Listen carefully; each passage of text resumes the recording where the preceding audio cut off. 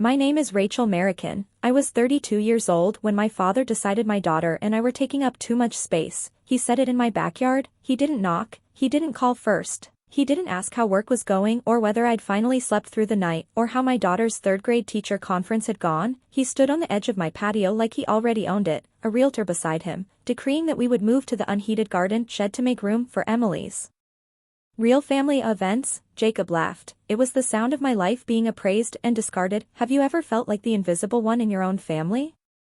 Let me know your story down in the comments. The garden shed was a structure designed for rusted lawnmowers and forgotten garden shears, not a 9-year-old girl and a software architect. It smelled of damp Texas earth, oil, and the cold, metallic reality of my new social standing. My father, David, and my sister, Emily, hadn't just requested a move, they had issued a decree of displacement. As I sat on a stack of moving crates in the shadows, the silence of the hill country estate felt heavy.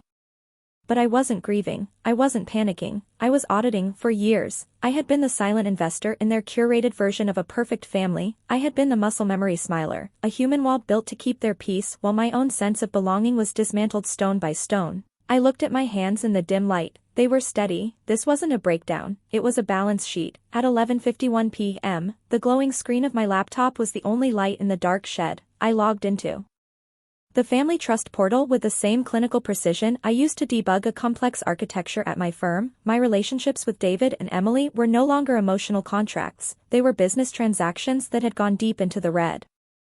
I began the reconciliation process. I started by clicking cancel on the automatic transfers for David's property taxes. Then, I moved to the supplementary accounts that funded Emily's networking soirees and social club dues, $45,000. That was the total I had funneled into their vanity over the last 8 months alone. My compassion had been a luxury they'd overdraft for years, and tonight, I was closing the account. The interface flickered as each payment was revoked.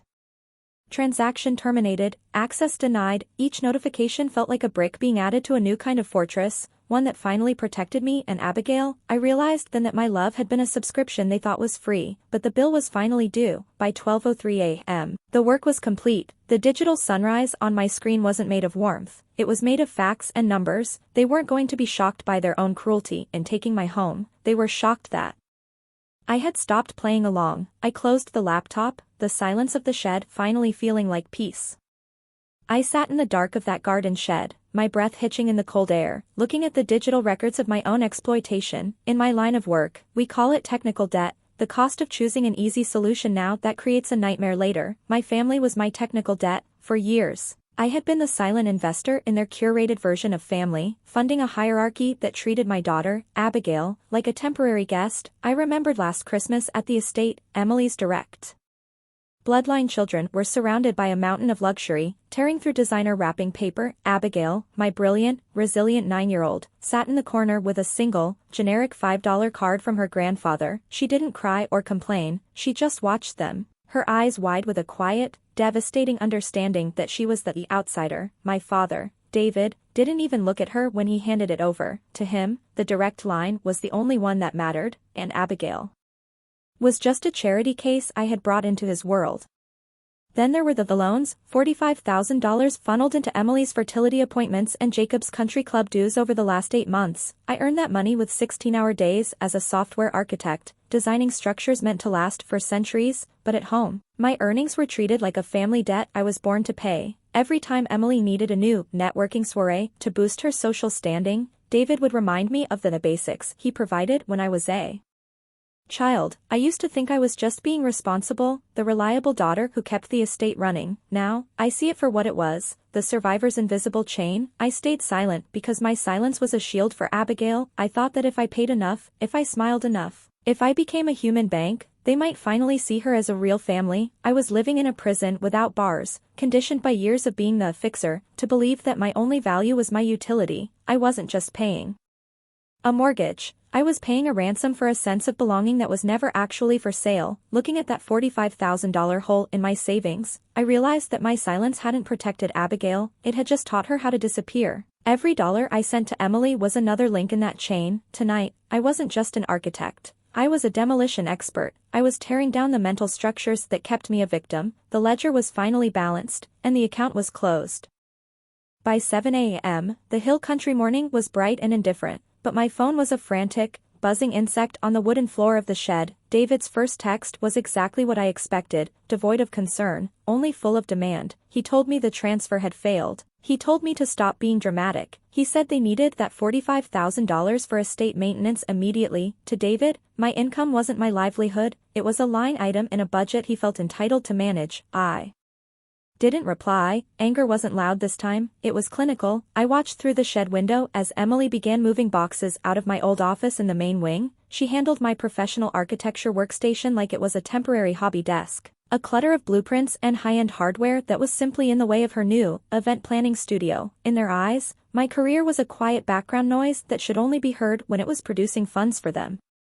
By noon, Emily had transitioned her attack to the digital front. She posted a status update about unmasking the selfish hearts of relatives who let success go to their heads. She talked about the sacrifices our father had made and how some people forget where they came from. It was a masterclass in gaslighting, designed to frame my financial independence as a moral failing. I sat there, analyzing the mechanics of their behavior. It was the trap of normalizing cruelty my father didn't see himself as a thief or an exploiter. In his mind, he had provided the basics for 18 years, and therefore, he owned the next 50 years of my labor. He had rationalized his greed until it looked like family loyalty. They had spent so long treating my daughter as an outsider and me as a bank that the reality of my humanity had been completely erased. They weren't shocked by what they had done to me, they were only shocked that I had stopped playing along. This was the moment I realized that being a useful child is just another way of being a hostage. My father's frantic messages were the sounds of a captor realizing the cell door was unlocked. I didn't answer a single one. I simply went back to my audit, searching for the rot I knew was buried deeper than just a few missed loans.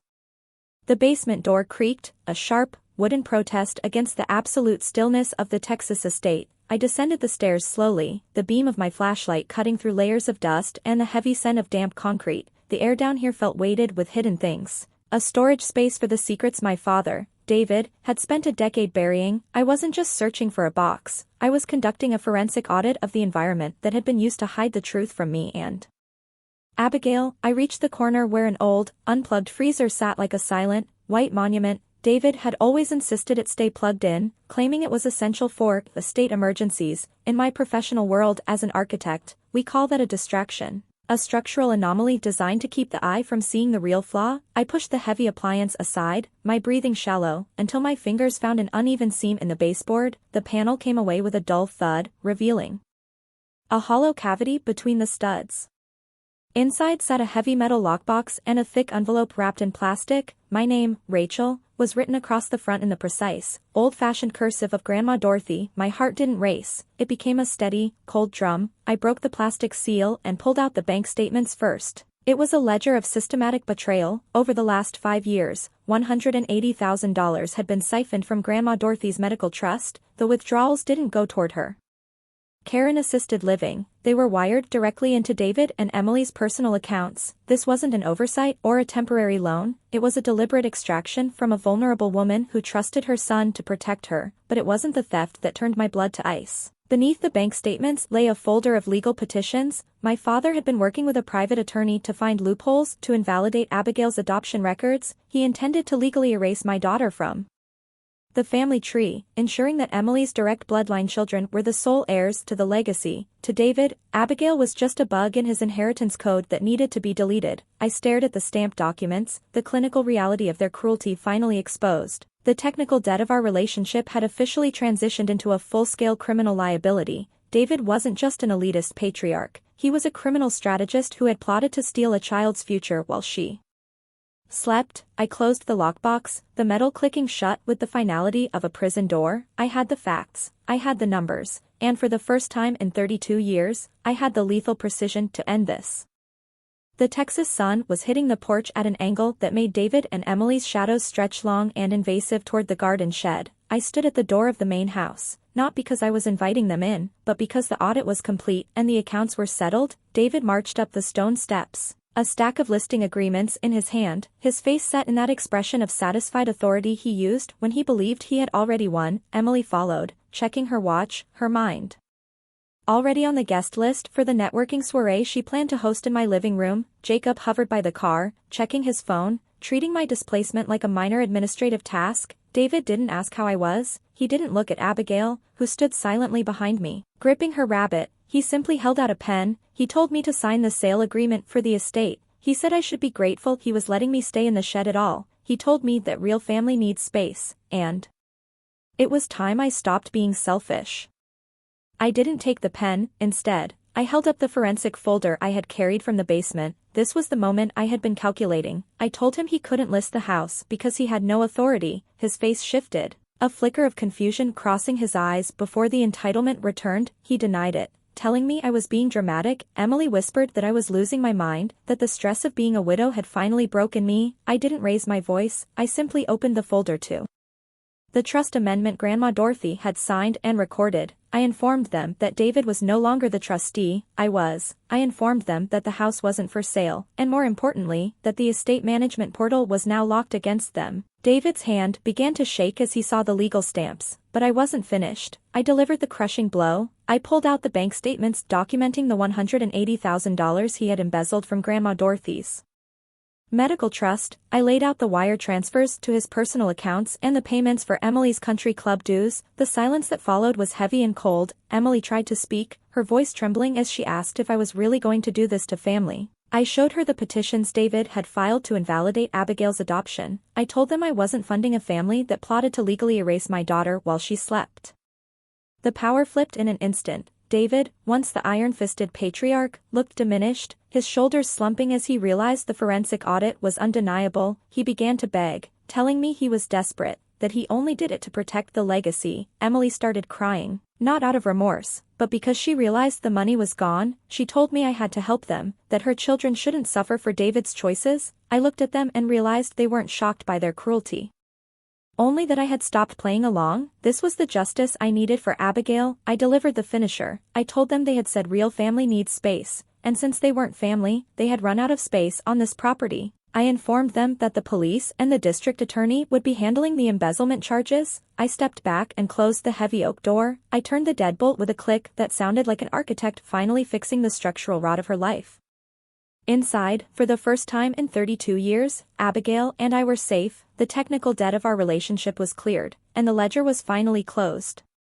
The legal dust didn't just settle, it buried the legacy my father tried to build on a foundation of theft. David and Emily were officially charged with embezzlement and fraud related to the $180,000 siphoned from Grandma Dorothy's trust. The social grace they valued so much vanished overnight. Emily's high society networking soirees were replaced by depositions, and the real family wing of the estate sat empty, a silent monument to their greed. I didn't feel victorious. I felt finished. The silence that followed was the first real gift I had received in years. I didn't have to answer the phone to hear how I was taking up too much space. I didn't have to calculate how much my daughter's safety would cost me this month. I simply moved our boxes back into the main house, claiming the space we had always belonged in. One afternoon, Abigail asked if we could repaint the old birdhouse in the backyard. We spent hours on the patio, the same spot where David had tried to erase her drawings. We painted it with a purple roof and yellow sides, adding a crooked heart on the front. We also planted a small maple tree in the center of the yard. I watched her press the dark Texas soil around the base with her small hands. "This one stays, Mama," she whispered. I knelt beside her, the smell of fresh earth grounding me. "Yes, baby, it stays. Its roots are deep, and they aren't going anywhere." That evening, Abigail taped a new drawing to the refrigerator. It wasn't a tiny, folded city this time. It was a large, vibrant sketch of our house, the maple tree, and 3 stick figures holding hands, me, Abigail, and Grandma Dorothy. She didn't ask for permission. She didn't look at the door for danger. She just stood back and admired it, knowing she was exactly where she was meant to be. To anyone listening who has ever felt like the invisible one, a temporary guest, in their own life, I want to tell you this: you are not a bug in the code, you are not a burden to be managed or an outsider who has to earn their seat at the table. Belonging isn't a subscription you pay for with your silence or your utility, it is a fortress you build with boundaries and self-respect. Sometimes, the most architectural thing you can do is tear down the walls that other people built to keep you small. You deserve roots that don't depend on blood or paperwork. You deserve to take up space simply because you exist. Drop a comment and let me know where you're listening from and what time it is for you right now. I'd love to know who's part of our community. If you've ever had to reclaim your own narrative and plant new roots, share this story. Let's remind each other that family is defined by respect, not just by blood. Thanks for watching.